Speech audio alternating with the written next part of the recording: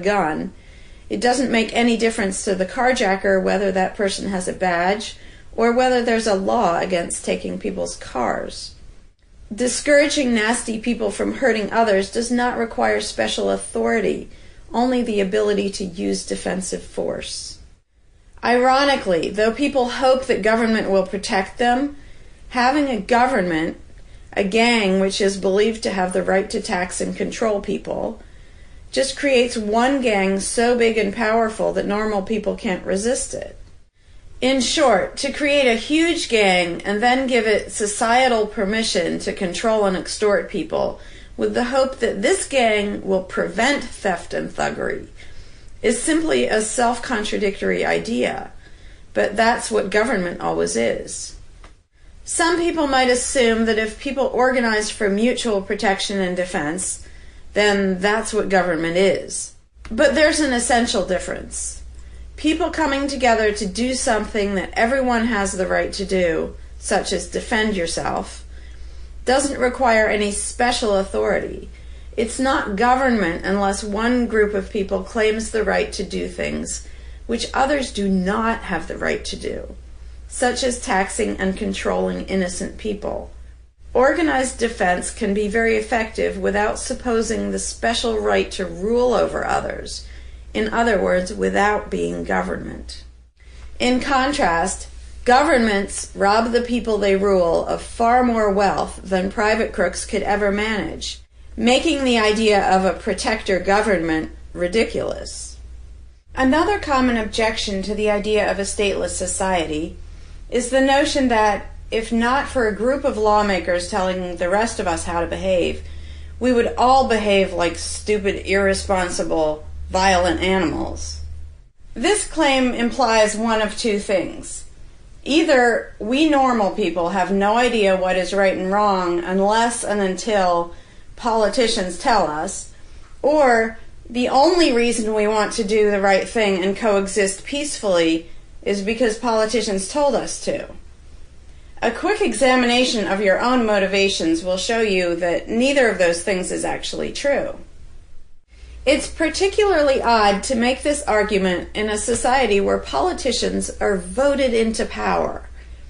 If the people themselves have no moral code and no conscience, and are just stupid, violent animals, why does almost everyone want government to keep the peace and protect the innocent? Would a population of vicious, heartless, evil people try to elect good people to keep the evil people in line? Obviously not. The goodness and the desire for order and peace comes from us, not from the lawmakers we vote into office. The same holds true of everything that government does. If people are so short-sighted and selfish that they can't be trusted to voluntarily organize and raise money for whatever they deem important, then how can those same people be trusted to decide who should be in power?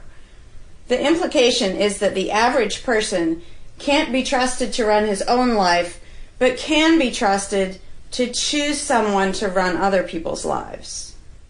Government is really not a civilizing influence. It's actually an uncivilizing influence.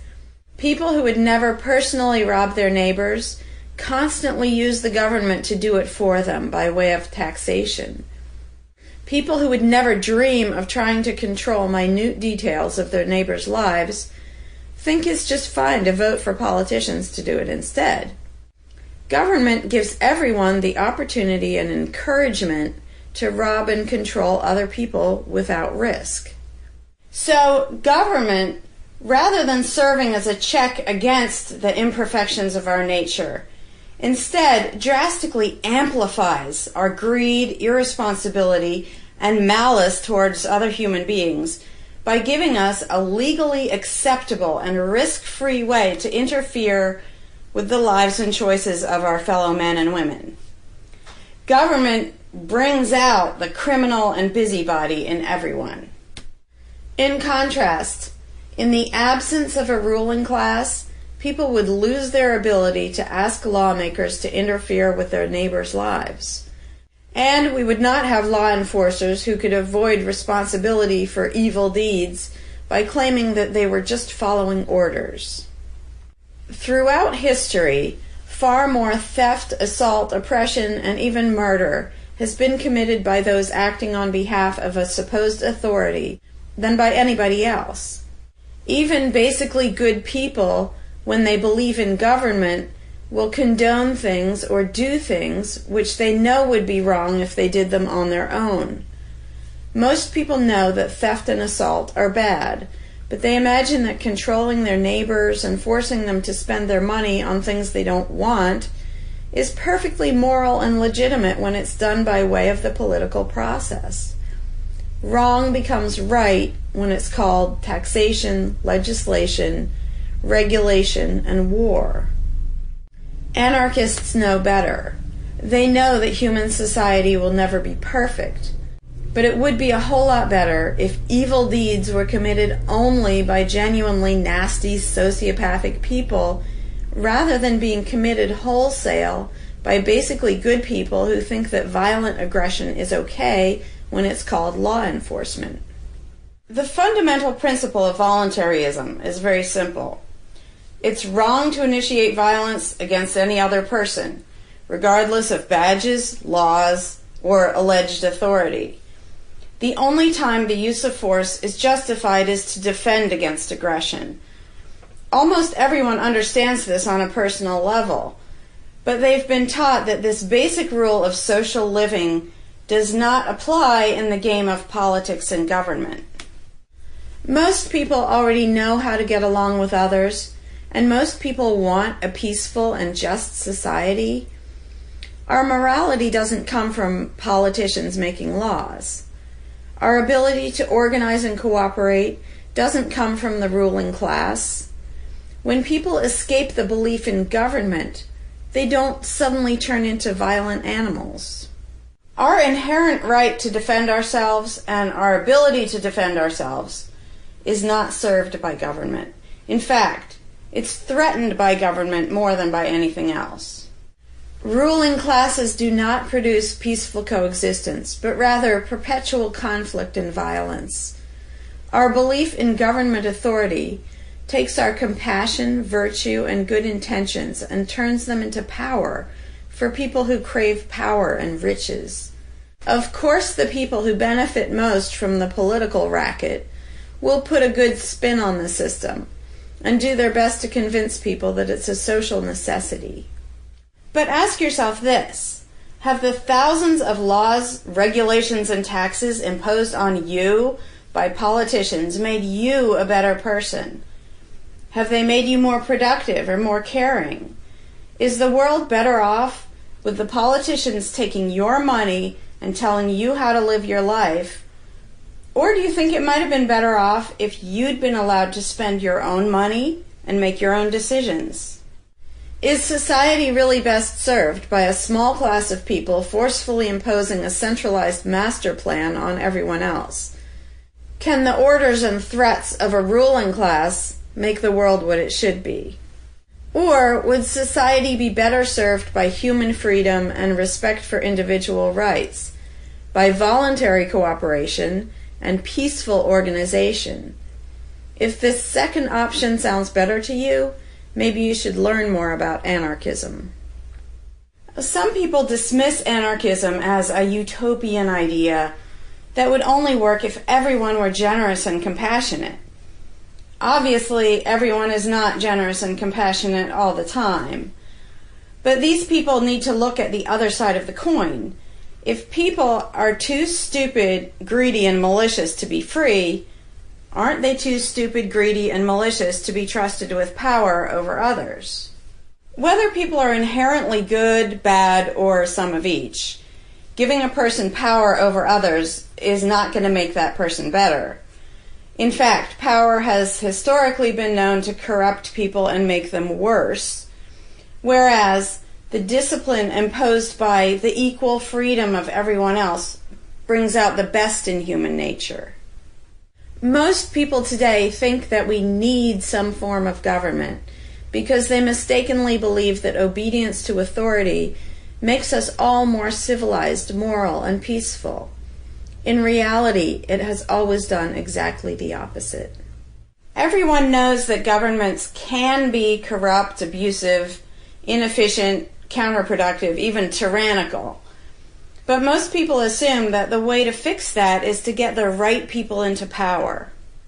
People have spent centuries trying to create a good society using different kinds of ruling classes, different legal structures, different ways of choosing the rulers, and so on. But every governmental construction has resulted in freedom and riches for some, and oppression, violence, and poverty for others. What if, instead of deciding what the throne should look like and who should sit on it, all people of goodwill embraced the non-aggression principle? What if, instead of looking to a ruling class to impose our values on society, we embraced the concept of self-ownership? These principles are simple and easy, to the point of being self-evident, but they're diametrically opposed to the authoritarian principles that most of us have been indoctrinated with. Anarchism does not mean chaos and violence, or every man for himself. Having no government does not mean having no morality, no organization, and no cooperation. Simply put, anarchism does mean that no one is your master and no one is your slave. And that's all it means. Howdy, Larkin Rose here. I'm feeling slightly less than entirely patient and polite today, so if this video gets slightly caustic, too bad. This video is for all the people who are constantly saying, well, if not for government, we couldn't have roads, or we couldn't have police, or nobody would care for the poor, or we wouldn't be protected, whether it's from local thugs or from foreign invaders. We wouldn't have this, we wouldn't have that. So thank goodness we have government and taxes, because we wouldn't have any of those things. And the first way I'd respond to that is by pointing out the assumptions that underlie that complaint, that argument. Basically what people are saying, because let's be clear about what the terms mean, government is the people who boss everybody else around. And taxes are those people demanding money from us.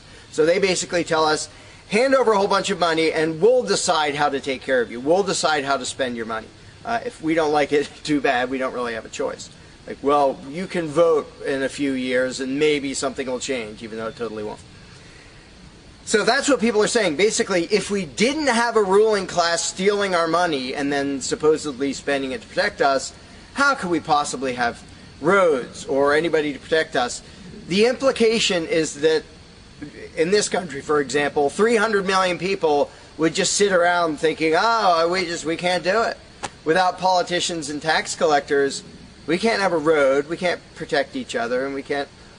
And it rests on this bizarre assumption that things that almost everybody wants, they wouldn't do anything to make happen unless there were politicians forcing us to give them money so they can make it happen. And so an example I like to use is, let's apply the same argument to food, because food is pretty darn important. I think everybody can agree. Let's apply the same argument that statists use about the roads or caring for the poor or protection or anything like that. The argument would go like this. Now, in the context of food, listen how idiotic this is. If we don't have government demanding money from all of us under the threat of caging us, and that's what taxation is, here's the money you have to give us, here's the nasty things we do to you if you don't. If that didn't happen so that they could build a big food production and distribution system and feed us, well, we'd all starve. We'd all just sit around saying, gosh, I wish we had food, but no politicians and tax collectors. We're just going to sit around and starve to death. Now, in this country, nobody would believe something that stupid, because all you have to do is go to a supermarket and see a perfect example of really efficient, organized cooperation that nobody is forced to do. There is no, if you're going to make the argument that people make about roads and protection and all that, you'd say, well, nobody is forced to make any food for anybody in this country. How do you know everyone's just going to say, well, it's not my job, and we'll all starve to death? There's no guarantee. There's no master plan guaranteeing that we'll all have food. So